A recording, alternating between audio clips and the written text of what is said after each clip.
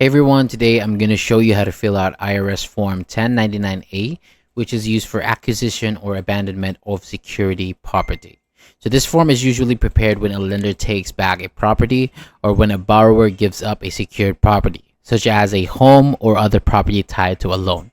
So this is helpful because it reports important details to the IRS, including loan balance and the property value, and then the date the lender acquired the property or learned it was abandoned.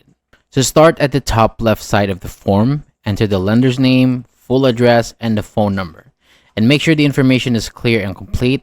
Then enter the lender's TIN and the borrower's TIN in the correct boxes.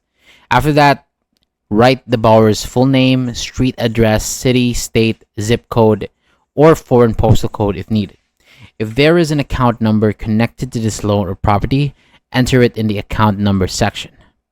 Now move to the right side of the form. In box 1, enter the date when the lender acquired the secured property, or the date when the lender first knew the property had been abandoned.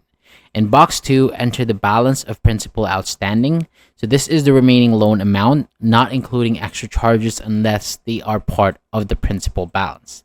Next is box 3. So box 3 is usually left blank on this version of the form. In box 4, enter the fair market value of the property. This is the estimated value of the property at the time of acquisition or abandonment. Then look at box 5. So check this box only if the borrower was personally liable for the payment of the debt. If the borrower was not personally responsible, leave it unchecked. And finally, in box 6, write a short description of the property. So this could be the property address or another clear description that identifies what property is being reported. And before finishing, review all the names, numbers, dates, and amounts to make sure that everything is correct. So that is all for today. Thank you so much for watching. For more videos like this, hit the subscribe button below and I'll see you on the next video.